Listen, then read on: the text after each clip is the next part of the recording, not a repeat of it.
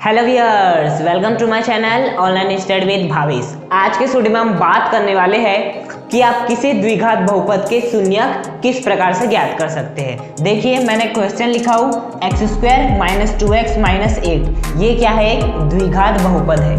इसके क्या ज्ञात करना है? आपको शून्य ज्ञात करने वाला है। तो इस वीडियो में आपको शून्य ज्ञात करने का तरीका बताने वाला हूँ, जिसके बाद आप जिस भी द्विघात बहुपद के शून्यक निकालना चाहे आसानी से निकाल सकते हैं। तो चलिए शुरू करते हैं। देखिए, आपको किसी भी द्विघात बहुपद का यदि शून्यक ज्ञात करना है तो जो भी द्विघात बहुपद है उसे लिख लीजिए x² - 2x - 8 लिख लिए। इस प्रकार से द्विघात बहुपद को, अब इस द्विघात बहुपद को बस किसके बराबर कर दीजिए? 0 के बराबर कर दीजिए। और 0 के बराबर करते ही यहां से बस x का मान निकाल लीजिए। किसका मान निकाल लीजिए? x का मान निकाल लीजिए। x का जो भी मान निकलेगा वही मान इस द्विघात बहुपद का क्या होगा? शून्यक होगा। बात समझ में आई? अब बात आती है हम इस जो हमें द्विघात बहुपद जिसको हमने 0 के बराबर किए, यहां से हम x का मान किस प्रकार से निकालें? तो बहुत ही आसान विधि है। देखिए, जैसे हमने इस द्विघात बहुपद को 0 के बराबर किया, अब ये क्या बन गया है? समीकरण बन गया है। और किसी समीकरण से, और ये किस घात का समीकरण है? द्विघात समीकरण है। और द्विघात समीकरण से हम x का कैसे मान निकालते हैं? अभाज्य गुणनखंड विधि द्वारा निकालते हैं। तो वो क्या है? देखिए, हमें बेसिकली क्या करना रहता है? अभाज्य गुणनखंड विधि में x² का गुणांक देखना रहता है। तो x² का गुणांक कुछ नहीं, मतलब क्या है? 1 है।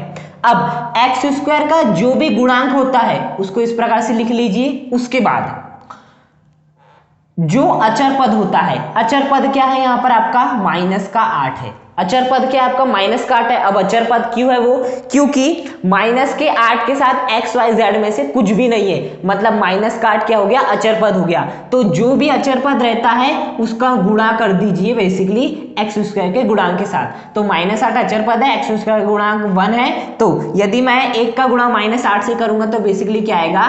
-8 आएगा। अब माइनस का जो 8 है, इस -8 को इस प्रकार से तोड़ो कि जोड़ने या घटाने पर क्या आ जाए? -2 आ जाए। और यदि हम उन संख्याओं का गुणा करें तो बेसिकली -8 भी आ जाए। आपको इस प्रकार से तोड़ना है। देखिए, मैं ये कहना चाह रहा हूं कि अब आपको -8 को तोड़ना है। और -8 को किस प्रकार से तोड़ना है कि जोड़ने या घटाने पे ये जो -2 है वो भी आ जाए, -2x भी आ जाए, और गुणा करने पर -8 भी आ जाए। क्या आप बता सकते हैं किसी ऐसी संख्या के बारे में? बिल्कुल, -4 और 2। -4 का गुणा 2 से करो, -8 आ जाएगा। -4 + 2 करो, कितना आ जाएगा आपका? -2 आ जाएगा। वही तो लाना है, -8 भी लाना था और -2 भी लाना था। बस लिख दीजिए। तो -2x को हम क्या लिख सकते हैं? -4x + 2x। -4x + 2x, -2x होगा। और ये -8 जैसा का वैसा मेन रहता है यही। इसी को बनाने में बच्चों को दिक्कत आती है। तो मैंने आपको बताया, जो भी x² का गुणांक होगा उसका गुणा करना है अचर पद से। जो भी आंसर आएगा उसे इस प्रकार से तोड़ना है कि जोड़ने या घटाने पर ये जो x के गुणांक में जो है -2 है वो वाली राशि आ जाए, और गुणा करने पर आपको -8 भी मिल जाए। जैसे संख्या -4 × 2 -8, -4 + 2 बराबर -2। आपको चिन्हों का भी ध्यान रखना है। -8 है तो -8 ही आना चाहिए, इस प्रकार से संख्या लेना है। -2 है तो -2 ही आना चाहिए। हाँ, अब बस कॉमन ले लीजिए x। तो यहां से क्या निकल जाएगा? x - 4 + 2x - 4 बराबर 0। देखिए, x² - 4x, 2 का गुणा x से करो 2x, 2 का गुणा -4 से करो -8। तो यहां से क्या निकल जाएगा? x - 4, यहां पर भी x - 4 है, x - 4 है, तो x - 4 को हमने ले लिए। यहाँ का x, यहाँ का +2 बराबर क्या आ गया? आपका 0 आ गया। उसके बाद एक बार x - 4 को 0 के बराबर कीजिए, एक बार x + 2 को 0 के बराबर कीजिए। तो यहां से क्या आ जाएगा? x बराबर 4, पहला आंसर हो जाएगा। और बेसिकली यहाँ से +2 को इधर ले जाएंगे तो x बराबर -2। तो बेसिकली ये क्या निकल गया आपका x का मान निकल गए। कितने मान निकले? 2 मान निकले। हाँ, तो ये जो आपके x के मान निकले हैं 4 और -2, यही क्या है? इस द्विघात बहुपद के शून्यक है। तो आपको लिख देना है कि x² - 2x - 8 के शून्य क्या है? 4 और -2 है। तो इस प्रकार से आप क्या ज्ञात कर सकते हैं? शून्य ज्ञात कर सकते हैं। शून्य ज्ञात करने के लिए आपको क्या करना है? जो भी द्विघात बहुपद है उसे बस 0 के बराबर कर देना है, वो एक द्विघात समीकरण का रूप ले लेगा। और जैसे द्विघात समीकरण को रूप लेगा तो अभाज्य गुणनखंड विधि द्वारा, जैसा कि मैंने बताया, आप किसका मान ज्ञात कर लेंगे? x का मान निकालेंगे। x का जो भी मान निकलेगा वही क्या होगा? बेसिकली उस द्विघात बहुपद का शून्यक होगा। प्रश्न क्रमांक 2, t² - 15 के शून्य ज्ञात कीजिए। देखिए ये थोड़ा आपको नया क्वेश्चन लग रहा होगा, लेकिन ये भी उसी मेथड से बनेगा। t² - 15 ये क्या है? एक द्विघात बहुपद है। तो सर्वप्रथम इस द्विघात बहुपद को हमें क्या कर लेना है? इस प्रकार से लिख लेना है।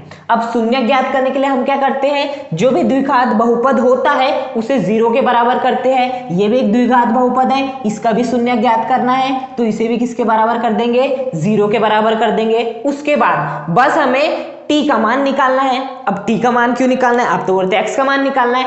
x का मान हमें इसलिए निकालना था उसमें क्योंकि वो क्वेश्चन क्या था? x² - 2x - 8।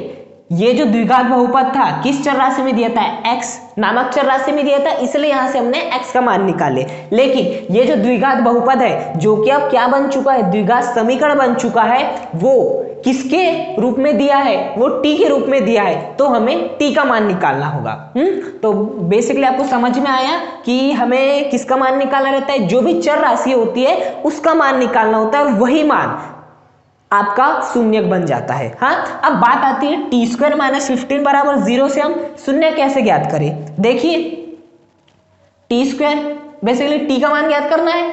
-15 को इधर भेज दो तो वो क्या हो जाएगा? बेसिकली +15 हो जाएगा। -15 को उधर भेजोगे तो +15 हो जाएगा। अब क्या करेंगे? हम दोनों पक्षों का क्या लेंगे? वर्गमूल लेंगे। हाँ, हम क्या कर लेंगे? इस पक्ष का भी वर्गमूल कर लेंगे, इस पक्ष का भी वर्गमूल कर लेंगे। 2 से क्या हो जाएगा? कैंसिल। तो फाइनली t बचेगा बराबर, यहाँ पर क्या आ जाएगा? ±√15।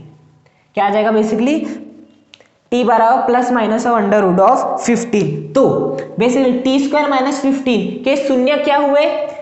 t² - 15 का जो पहला शून्यक है वो क्या है? बेसिकली +√15, और जो दूसरा शून्यक है वो बेसिकली किसका है? -√15। अब बात यहाँ पर एक बात आ रही होगी कि मैंने प्लस लिया वो तो समझ में आया, लेकिन माइनस लिया वो नहीं समझ में आया। देखिए यदि आप t बराबर +√15 क्या करते हैं? वर्ग करते हैं। दोनों पक्षों का वर्ग कर दो तो t² बराबर कितना आएगा? इससे कैंसिल हो जाएगा, 15 आएगा। देख लो, पहले आपकी वही समीकरण थी। इसके पहले t² बराबर 15 यही था ना। इसके बाद ये वाला स्टेप, फिर वर्गमूल किए तो इससे कैंसिल हुआ, t बराबर +√15 आ गया। अब मैं वही समझा रहा हूँ कि हमने प्लस भी लिए √15 और माइनस भी लिए √15। ऐसा क्यों किए? ऐसा इसलिए किए क्योंकि यदि हम प्लस का √15 का वर्ग लेते तो भी 15 आता है, और यदि t बराबर माइनस का √15 लेते और इसका भी क्या करते? वर्ग करते, तो t² बराबर क्या आता? इससे फाइनली कैंसिल। और हम यदि कोई भी संख्या बेसिकली जैसे 2 है, -2 का वर्ग करते हैं, आंसर कितना आता है? 4 आता है। वैसे ही माइनस यदि वर्ग में रह गया तो क्या बन जाता है? प्लस बन जाता है। तो यहाँ पर भी आंसर कितना आएगा? 15 ही आएगा। मतलब यदि मैं +√15 लेता हूं तो +√15 लेने से नहीं होगा, -√15 भी लेना होगा, क्योंकि +√15 का आंसर भी 15 आता है, -√15 का आंसर भी 15 आता है। इसलिए यहां पर हमें t के 2 मान प्राप्त हो रहे हैं। एक प्राप्त हो रहा है +√15 और दूसरा प्राप्त हो रहा है -√15। तो इस जो द्विघात बहुपद के जो 2 शून्यक निकले वो कौन कौन से निकले? +√15 और -√15। तो इस प्रकार से आप किसी भी द्विघात बहुपद के क्या ज्ञात कर सकते हो? शून्य ज्ञात कर सकते हो। यदि आपको वीडियो पसंद आए तो वीडियो को लाइक करें, चैनल को सब्सक्राइब करें और कमेंट करके मुझे बताएं कि आपको वीडियो कैसा लगा। Thank you.